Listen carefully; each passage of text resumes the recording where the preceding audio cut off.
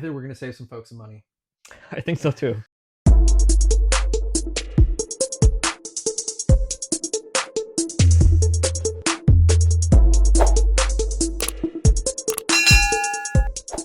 Welcome to Whisky and SV. I'm your host Sam, and tonight we'll be doing a review of the Elijah Craig Barrel Proof A124. And tonight we have our esteemed guest, Kevin. Hi, everybody. So, as you know, Heaven Hill puts out 3 batches of Elijah Craig per year.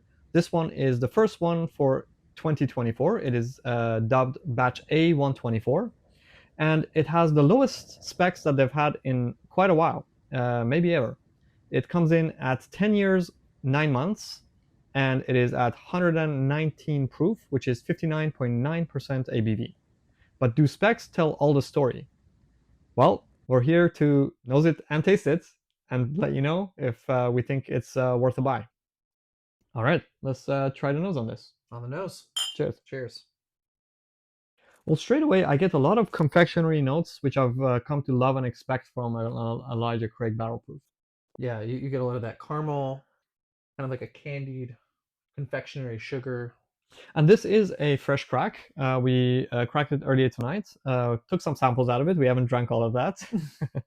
But despite, we poured this before this episode.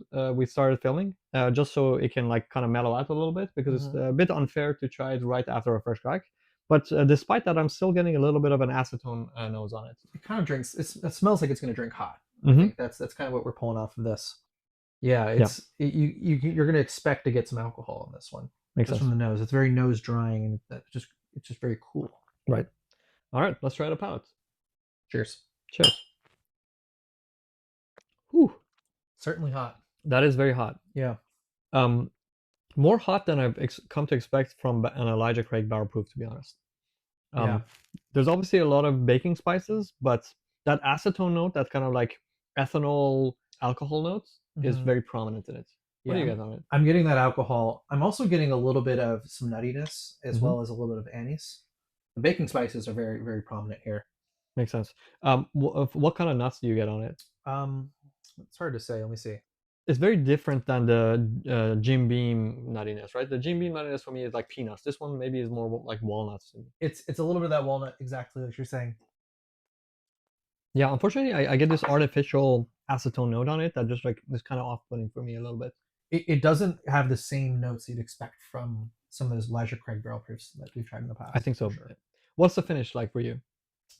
It's a little bit short, and I get a little bit of that anise and a little bit of oak. Is that what you get too? Yeah, I get like oak tartness, and kind of like those spicy notes are just dying down. But the tartness from the oak is just like really taking over. Yeah.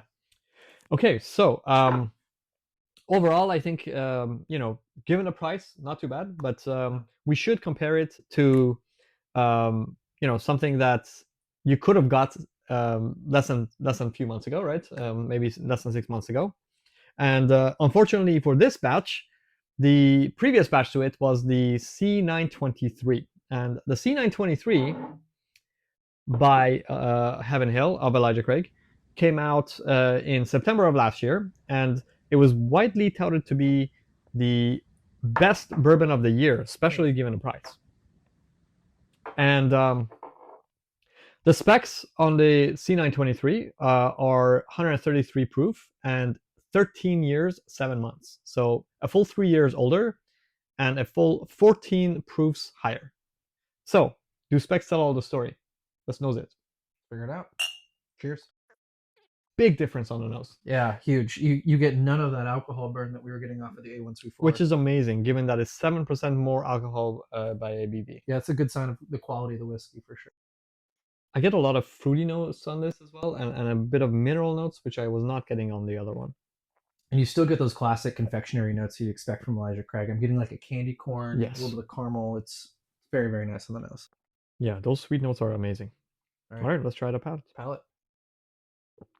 Oh, yeah. Yep. That is a fantastic room. There's a reason why this was voted the best bourbon of 2023. Oh, yeah. It's no amazing. contest.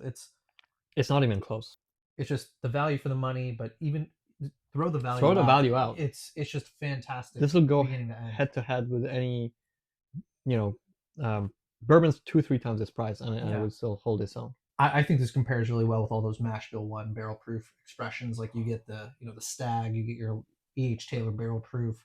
Definitely. You can put this up against those any day of the week. And really, it has better specs, so it should, right? It's higher, usually high, at least definitely more, like the age is higher, right? And the ABV is definitely on the high side as well.